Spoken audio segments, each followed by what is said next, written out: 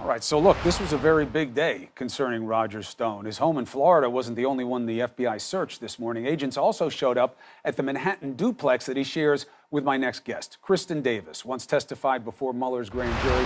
Welcome back to Primetime. Thank you. I know this is not what you want to be doing right now, but you want to support your friend. How concerned are you? I mean, I'm concerned. They've obviously indicted him already, and he's been arrested. I'm also concerned because I watch CNN all day long, and everyone had an opinion, but nobody really knows Roger personally, and most of their opinions are based on their own agenda. So I think we should put some things in context. Like? I mean, first of all, Randy Credico, for example, there's Person all these... number 2 in the indictment. Right. Person number 2. We all know that. They're frenemies. They've had a horrible off-and-on relationship for 20-plus years. They threaten each other all the time, and then the next month they're going out to dinner. So a lot of these things are taken out of context. Randy Credico has personally threatened Stone on many occasions. They got into a fist fight in 2010 at one of my campaign events, instigated by Credico.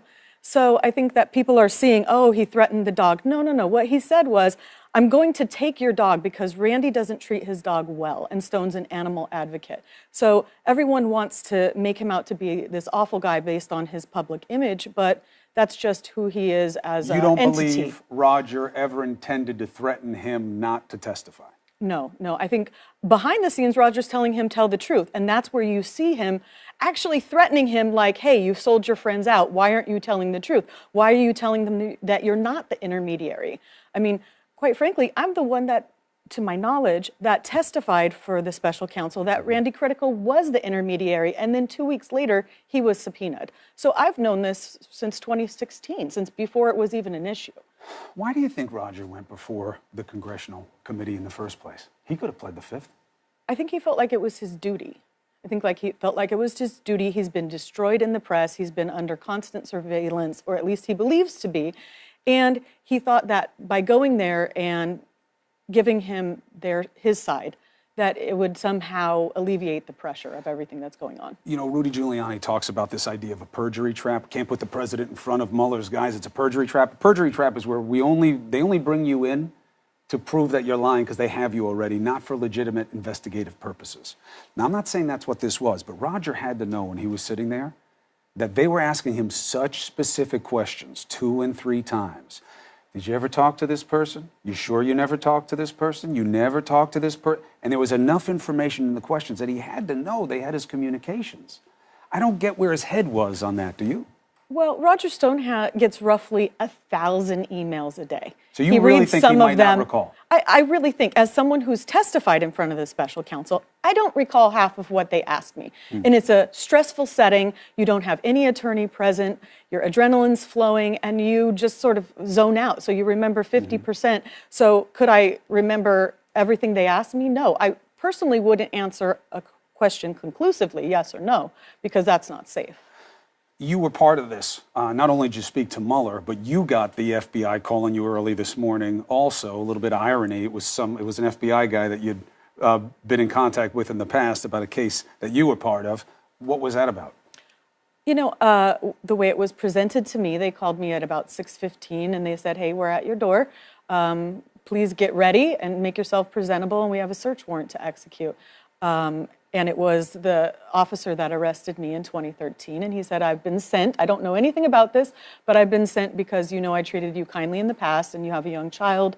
We want to treat you kindly now. But didn't you move? I moved, so there's no joint duplex anymore. So I've moved. So did they search the right place? Well, Roger Stone doesn't have a New York apartment anymore. So his stuff is in storage. No, they searched the remnants of the apartment that we had that's currently being liquidated to storage. Did you go to see what they would take? No. I mean, most of the stuff is already out of there. It's already in a storage spot or being moved to a storage spot. So you don't know what they got or whether there was anything to be had? No, I don't particularly want to walk into a place where the FBI is. It's not my list of priorities. Fair point. So here are the big questions. The 2 big questions I want your head on. First one will be easier for you. What is the chance that Roger Stone realizes these guys aren't messing around, this isn't a PR campaign, that this morning he got a taste of what kind of power these men and women have, And once his lawyers process what's in this indictment and see that this is a hard case he's facing objectively, do you think he would cut a deal? No. I mean, I think Roger Stone is one of the most resilient men I have ever met. He manages to take a horrible situation and turn it around, and I've seen it all the time. So I never doubt him anymore. So I would say that he's don't count him out. And I also think there's a lot of legitimacy in the fact he's a 66-year-old man and forgetful, and people should be entitled to understand that he's also a human being. And being in a stressful situation, even such as this, you forget, you don't say what you want to say, you are not articulate. And he testified in front of the Senate, I mean, by himself, no attorney present, for hours. I can't expect any normal person would remember everything they said. Yeah, he was in front of that House committee, and that's what got him into trouble. One other thing, what your head is on this. The hard thing for me to accept is that Roger Stone, who has known the president longer than anybody involved in that campaign, has believed in him as a presidential contender longer than anybody ever has, maybe even including the president himself.